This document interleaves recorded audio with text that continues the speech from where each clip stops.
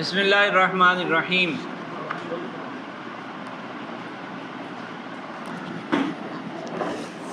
جب دو چیزوں کو ملا کر دیکھا جائے، ان کے درمیان تعلق دیکھنا ہو، تو ایک تو وہ ہم نے نسبتیں پڑھی تھیں کہ پہلے تو یہ دیکھا جائے گا کہ وہ دو جزئی ہیں یا کلی ہیں، تو دو کلیاں ہوں تو پھر ان کے درمیان چار میں سے کوئی ایک نسبت ہو سکتی ہے۔ اگر جزئی ہو، دونوں جزیاں ہوں تو پھر الگ ہے، اگر ایک جزئی ایک کلی ہو تو پھر الگ صورتحال ہے۔ ایک تو وہ نسبت تھی، اور یہ الگ طریقے سے کہ دو چیزوں کو ملا کر دیکھا جائے، ان کے درمیان کیسا تعلق ہے، تو اس ملانے کو کہتے ہیں تقابل۔ دو چیزوں کو آپس میں ملانا، اس کو کہتے ہیں تقابل۔ اب اس میں جو یہاں پر ہمارا مقصود ہے، ویسے تو عقلی احتمال یہ بنے کہ وہ جو دو چیزیں ہیں یا تو دونوں ہی عدمی ہوں گی یا دونوں ہی وجودی ہوں گی، یا ایک عدمی ایک وجودی۔ دونوں عدمی چیزوں کا مقابلہ ہو ہی نہیں سکتا، کیونکہ عدم تو وہی ہوتا ہے نا کہ جس کا وجود محال ہو۔ تو اب اس کو بالکل فرضی چیز ہے، دو بالکل فرضی چیزیں ہیں، تو وہ کیسے ہم اس کو مقابلہ کروا سکتے ہیں؟ تو یہاں جو مقصود ہے وہ ہے عدم اور وجود والا، کہ ایک عدم ہے، ایک عدمی چیز ہے اور ایک وجودی چیز ہے، اس کو ملا کر دیکھنا ہے۔ دونوں کو آپس میں ایک ساتھ ان کو رکھا اور آپس میں ان کا تعلق دیکھنے لگے۔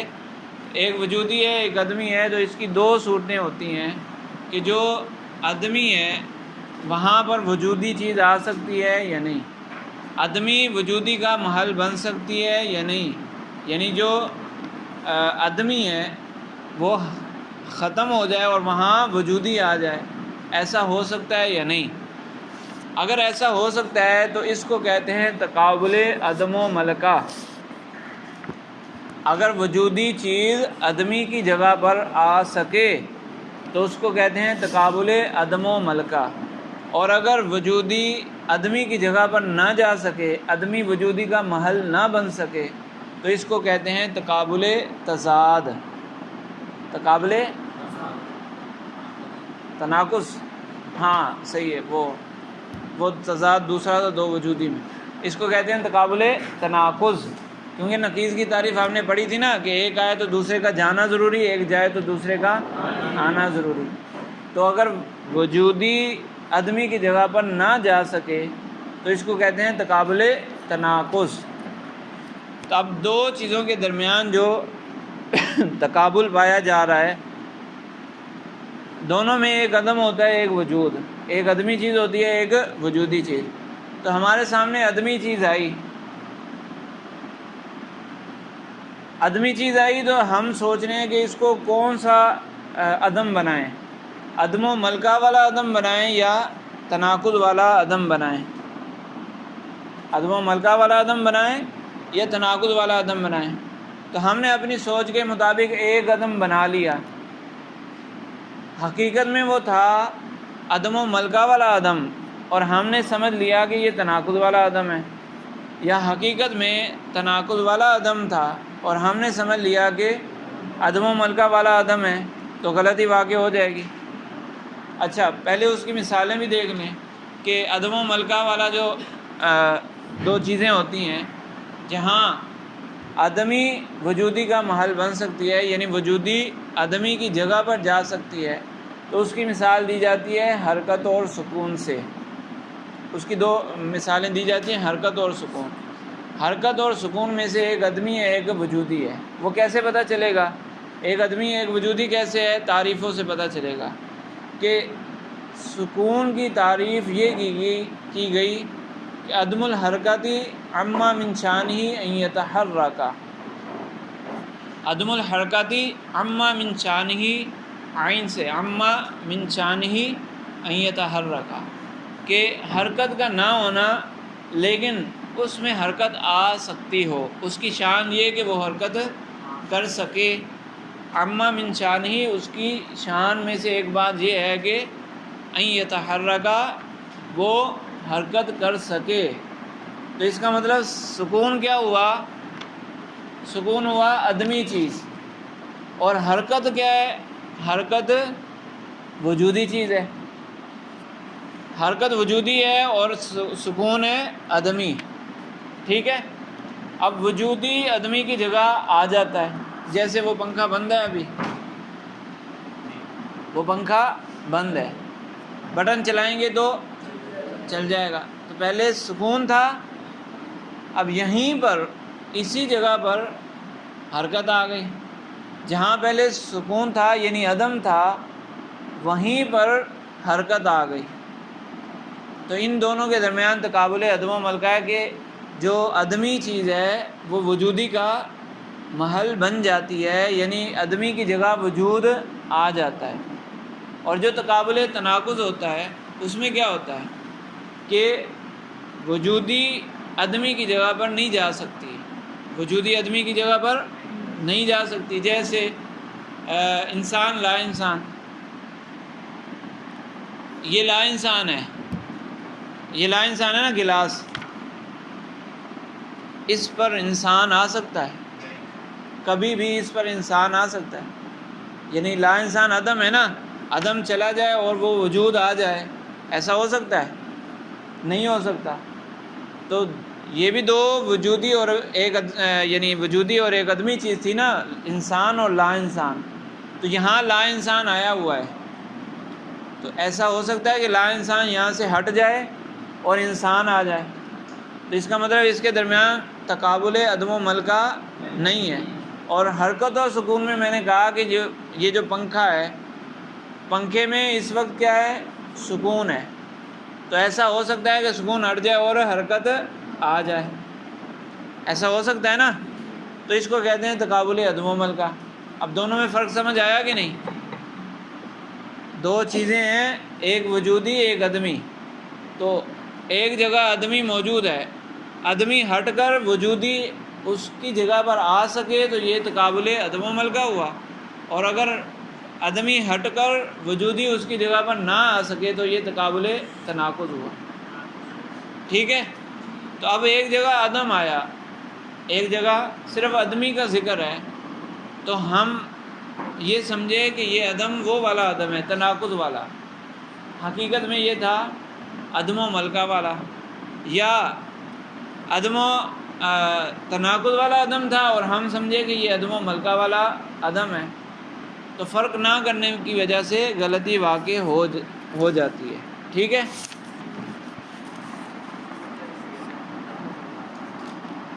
ابھی تو بتایا عدم و ملکہ دو چیزیں ہیں، ایک عدمی چیز ہے ایک وجودی چیز، ایک جگہ عدمی چیز پائی جا رہی ہے، وہ عدمی ابھی تو پائی جا رہی ہے لیکن کچھ ٹائم کے بعد وہ عدمی ہٹ جائے اور وجودی وہاں پر آ جائے، تو ان دونوں چیزوں کو کہیں گے، عدم اور وجود دونوں کو ملا کر کہیں گے یہ تقابل عدم و ملکہ پایا جاتا ہے ان کے درمیان، صحیح ہے جی۔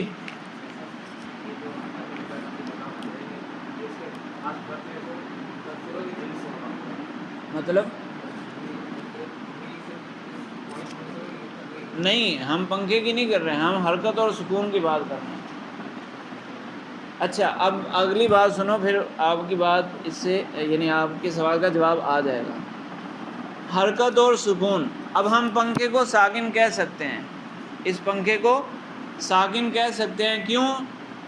کیونکہ یہاں پر حرکت آ سکتی ہے، لیکن اس گلاس کو ہم ساکن نہیں کہہ سکتے، اس گلاس کو ساکن نہیں کہہ سکتے، کیونکہ اس کو ساکن کہنے کا مطلب یہ ہے کہ ابھی اس میں حرکت نہیں ہے لیکن بعد میں آ سکتی ہے، تو اس گلاس میں حرکت آ سکتی ہے، حرکت اس میں نہیں آ سکتی، لہٰذا یہ ساکن نہیں کہلائے گا۔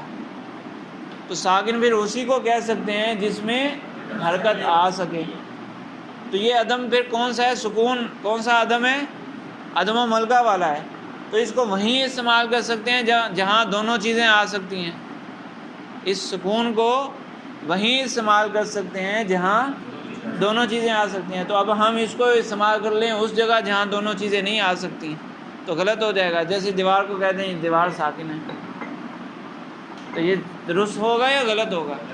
اسی طرح ایک اور مثال ہے وجود اور عدم جس میں عدم و ملکہ پایا جاتا ہے، اما اور بصر، نابینا اور بینا، آنکھوں والا جو دیکھ سکتا ہے جو نہیں دیکھ سکتا۔ تو اما کی تعریف کی جاتی ہے عدم البصری اما من شانہ ان یکون بصیرن، عدم البصری اما من شانہ ان یکون بصیرن۔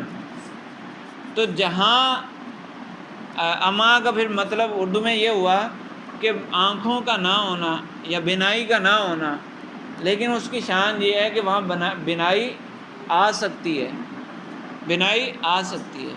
اب ایک شخص ہمارے سامنے آیا جس کی آنکھیں خراب ہیں، اس کو تو ہم اما کہہ سکتے ہیں، لیکن دیوار کو اما کہہ سکتے ہیں؟ دیوار کو اما نہیں کہہ سکتے، کیونکہ یہ وہ عدم ہے جو ملکہ، عدم و ملکہ والا عدم ہے۔ تو عدم و ملکہ والے عدم میں تو ضروری ہے کہ عدم ہٹ جائے تو وجود وہاں آ جائے، تو ہم نے غلط جگہ استعمال کر لیا۔ تو اب اگر کہہ دیں قیاس بناتے ہوئے اس عدم کا اطلاق دیوار پر کر دیں تو غلطی لگ جائے گی، صحیح ہے؟ جیسے کہہ دیں کہ یہ دیوار اما ہے، یعنی نابینا ہے، اور ہر نابینا کے لیے دیکھنا ممکن ہے، تو نتیجہ کیا نکلے گا؟ اس دیوار کے لیے دیکھنا ممکن ہے، اس دیوار میں بھی آنکھیں آ سکتی ہیں، تو کیسے آ سکتی ہیں؟ غلطی لگ گئی۔ کیوں غلطی لگ گئی؟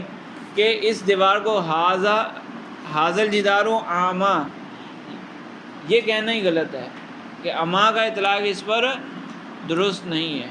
ٹھیک ہے، سمجھ آئی کہ نہیں آئی؟ ہاں، زمین ساکن ہے۔ اچھا، ایک تو یہ ہے کہ ساکن جو ابھی میں نے بتایا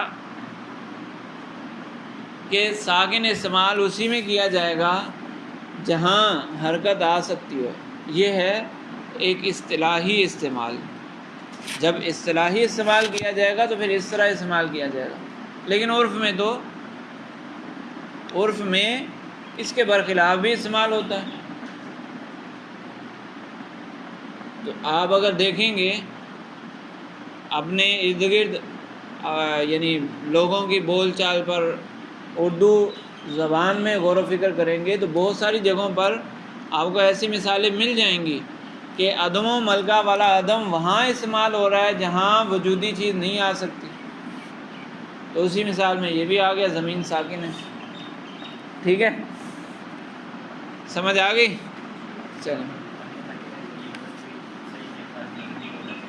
اصطلاحی اعتبار سے جب اس اصطلاح میں آئیں گے تو پھر تو نہیں بولنا چاہیے، لیکن جب عرف جاری ہو چکا ہے تو ویسے ہی بولیں گے۔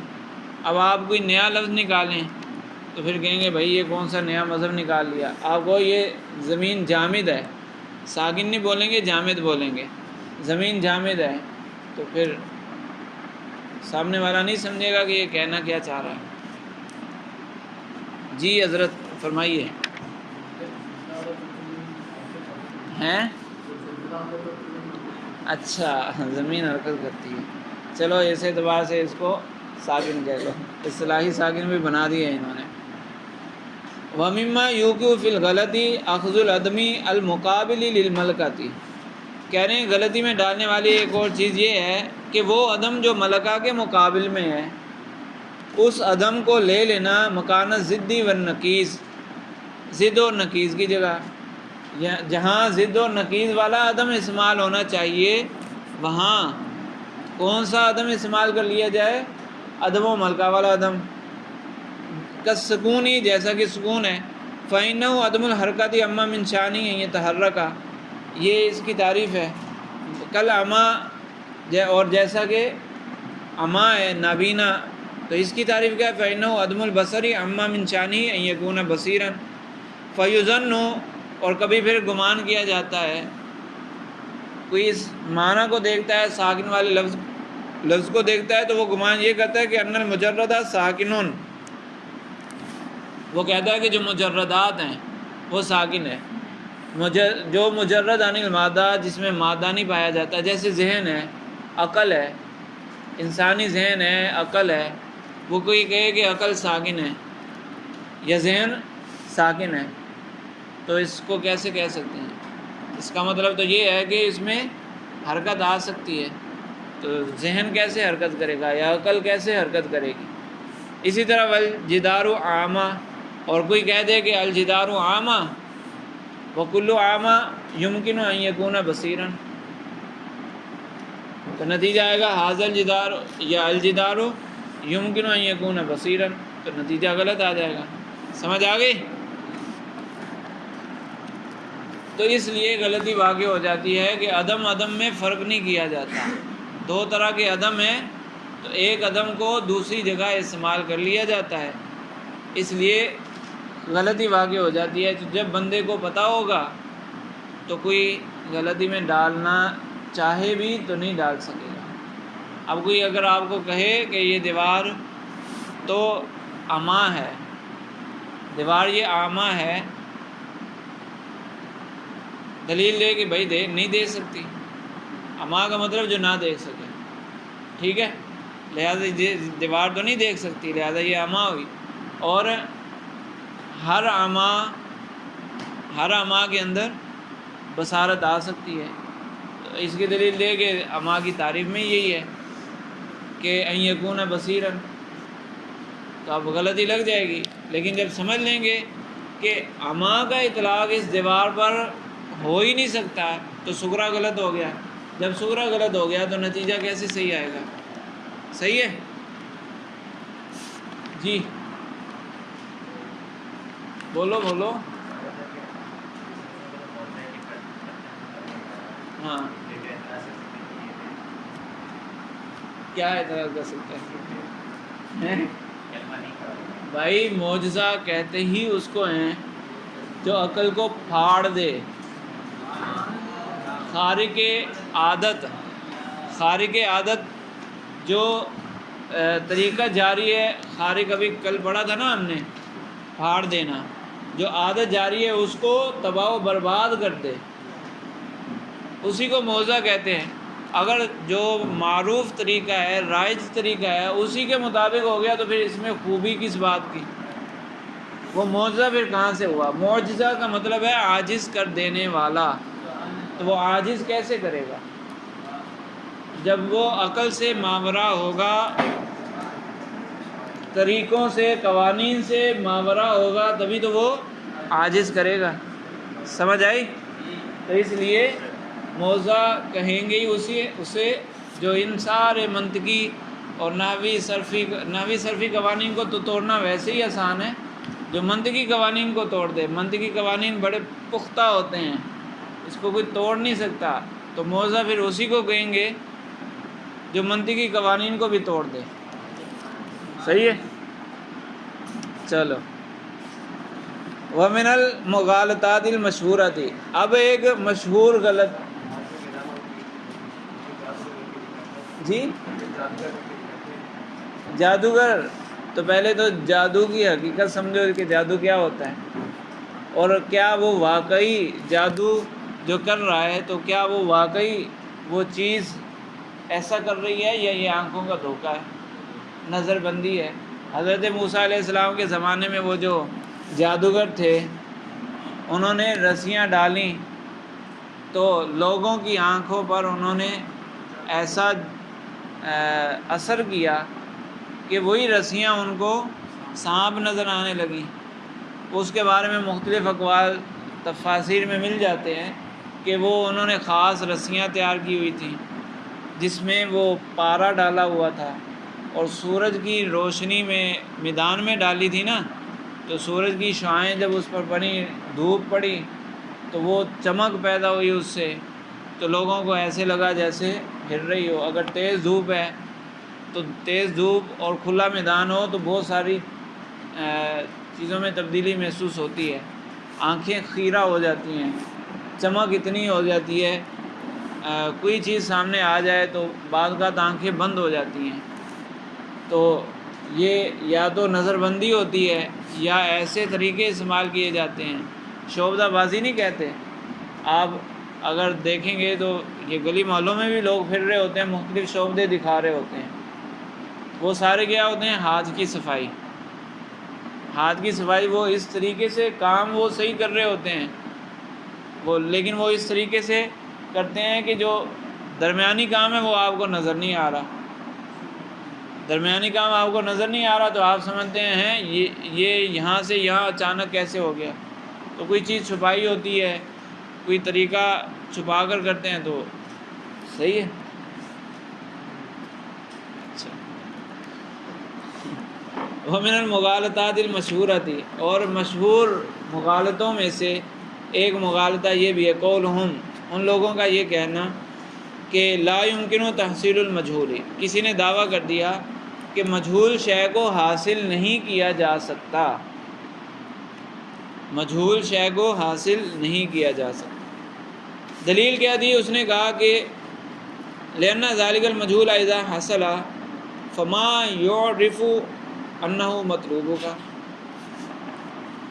اگر مجہول کو ڈھونڈنے لگے تو کون بتائے گا کہ یہ وہی ہے جس کو تم ڈھونڈ رہے تھے.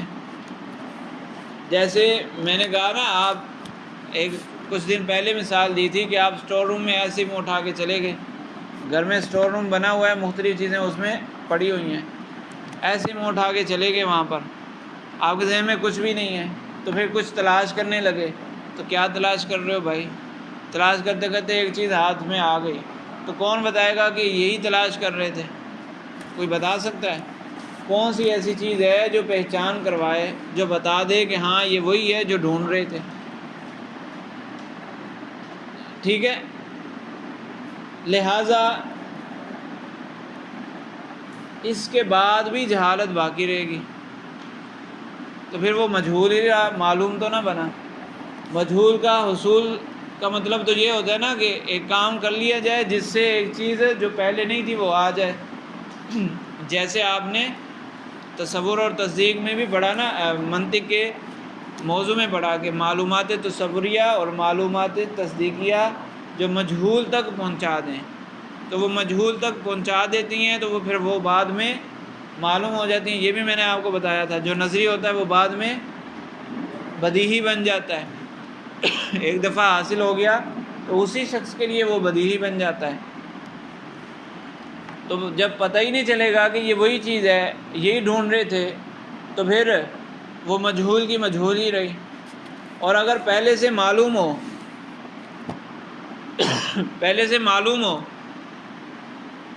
اور ڈھونڈ کر وہی چیز حاصل کر لی، وہی چیز معلوم کر لی، تو یہ تحصیل حاصل لازم آئے گا، وہ بھی باطل ہے.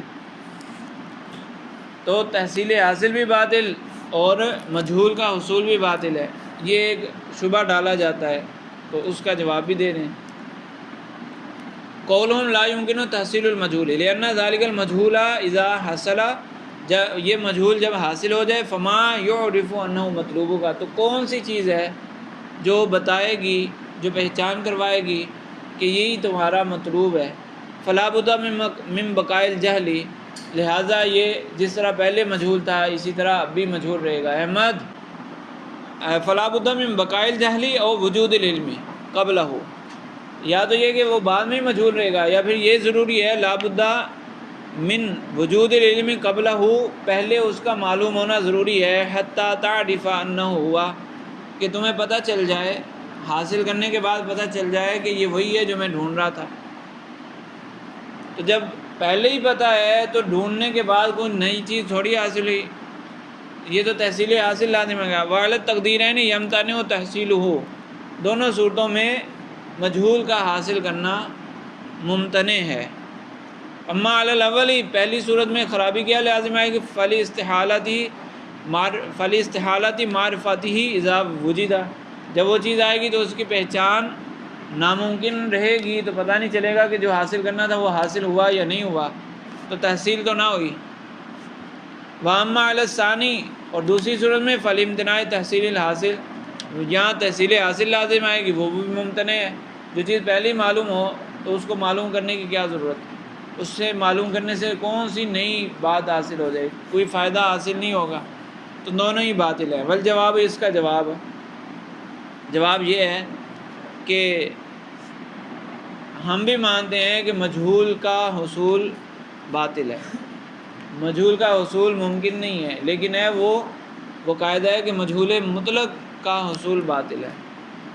مجہول مطلق کو حاصل نہیں کیا جا سکتا، جو ہر اعتبار سے مجہول ہو اس کو حاصل نہیں کیا جا سکتا، لیکن ایک اعتبار سے معلوم ہے، ایک اعتبار سے مجہول ہے، تو پھر اس کو حاصل کیا جا سکتا ہے۔ جو مجہول ہے، جو سائڈ اس کی، جو جہت مجہول ہے، اس کو ہم جاننا چاہیں گے، یعنی جو جہت ہمیں معلوم نہیں وہ ہم ڈھونڈیں گے، اور جو جہت معلوم ہے پہلے سے وہ بتا دے گی بعد میں کہ ہاں یہ وہی ہے جس کو تم ڈھونڈ رہے تھے۔ مثال سے آسان ہو جائے گا، مثال انہوں نے غلام سے دی ہے، غلام سے انہوں نے مثال دی ہے، یا آپ بائک سے لے لیں۔ آپ کی بائک ہے، آپ کو معلوم ہوتا ہے اس کی شکل و صورت اور بالخصوص نمبر پلیٹ، نمبر پلیٹ سے بائک میں فرق ہوتا ہے نا، تو آپ کی بائک گم ہو گئی، اب وہ معلوم بھی ہے مجہول بھی ہے۔ معلوم کس اعتبار سے ہے؟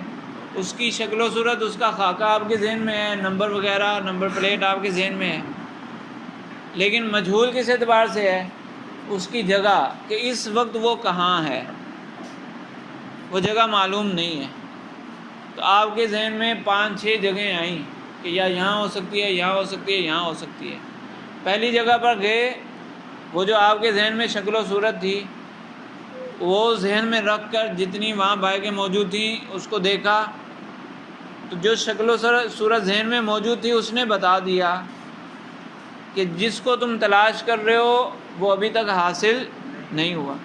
پھر دوسری جگہ گئے، تیسری جگہ گئے، چوتھی جگہ وہی نظر آ گئی، وہی شکل و صورت نظر آ گئی، تو جو شکل و صورت ذہن میں موجود تھی اس نے بتا دیا کہ جس کو تم ڈھونڈ رہے تھے وہ یہی ہے۔ تو پہلے مجہول کیا تھا؟ مکان، اب مکان معلوم ہو گیا، اور کس نے بتایا مکان کو؟ کس نے بتایا؟ وہ جو دوسری سائڈ تھی، دوسری جہت تھی، یعنی شکل و صورت جو پہلے سے معلوم تھی۔ تو کوئی بھی چیز جو من وجہن معلوم ہو، من وجہن مجہول ہو، اس کو تو آپ تلاش کر سکتے ہیں، لیکن جو مجہول مطلق ہو اس کو تلاش نہیں کر سکتے۔ صحیح ہے؟ جیسے آپ کی بائک میں کچھ خرابی پیدا ہو گئی، مثال کے طور پر وہ جو بریک ہے وہ تھوڑی ہل چکی ہے، یا پاؤں رکھنے والی جگہ ہے وہ تھوڑی سی ہل چکی ہے، اب آپ نے اس کو سیدھا کرنا ہے۔ آپ بریک ہے اس کو آپ نے دیکھ لیا، یہ کوئی بھی ایسی چیز جو ٹیڑھی ہو چکی ہے آپ نے اس کو دیکھا غور سے، اب آپ کے ذہن میں ایک خاکہ بن گیا کہ ایسی چیز ہو کہ میں اس طرح یہاں پھنساؤں اور حرکت دوں تو وہ سیدھی ہو جائے گی، تو وہ اتنی موٹی چیز ہونی چاہیے، اتنی مضبوط چیز ہونی چاہیے، ایک صورت ذہن میں بن گئی۔ مثال کے طور پر آپ کو پتلی سی چیز چاہیے، ایک سریے ٹائپ کی کوئی چیز چاہیے جس کے ساتھ آپ وہ پاؤں رکھنے والی جگہ کو ہلا سکتے ہیں۔ آپ اسٹور روم میں گئے، آپ کو لوہے کا پائپ ملا، اتنا موٹا پائپ ملا، مضبوط وزنی پائپ ہے، تو اس کے ذریعے آپ اس کو صحیح کر سکتے ہیں؟ نہیں کر سکتے، یہ وہاں پھنسے گا کیسے؟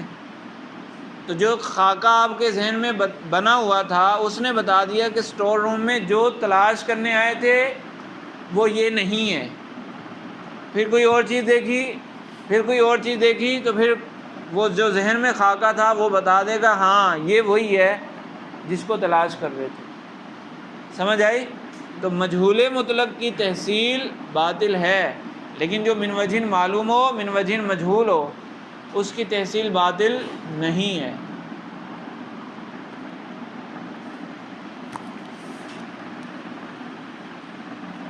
اچھا، والجواب ان المطلوب معلوم من وجہن و مجہول من وجہن، جواب یہ ہے کہ جس کو ہم ڈھونڈ رہے ہیں وہ من وجہن معلوم ہے، من وجہن مجہول ہے۔ فبعد حصول المجہول، اور جب مجہول حاصل ہو جائے گا، یعلم بالوجہ المعلوم المخصص انہ المطلوب، تو جس جہت سے ہمیں معلوم تھا وہ خاص جہت وہی بتا دے گی کہ یہی تمہارا مطلوبہ چیز ہے جس کو تم ڈھونڈ رہے تھے۔ وہذا کا مثلی عبدن عابکن، اور اس کی مثال ایسی ہے بھاگا ہوا غلام۔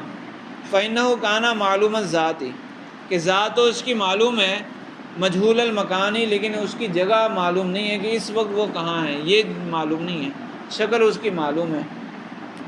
فبعد ما وجدہ یا وجدہ، جب وہ غلام مل گیا، آپ ڈھونڈنے کے لیے مختلف علاقوں میں گئے، جب وہ مل گیا، عرفتہ بما کنت عارفا بھی من ذاتہ و صورتہ، جو تمہیں پہلے سے اس کی صورت اور اس کی ذات معلوم تھی وہی بتا دے گی کہ یہی تمہارا مطلوبہ غلام ہے۔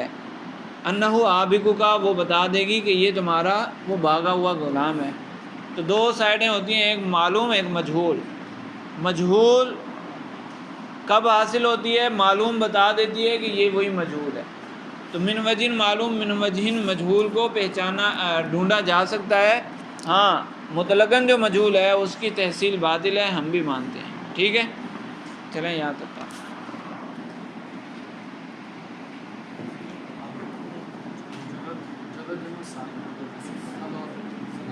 مجرد سادہ نہیں، مادے سے، جو مادے سے خالی ہو، جس میں مادہ نہ پایا جائے۔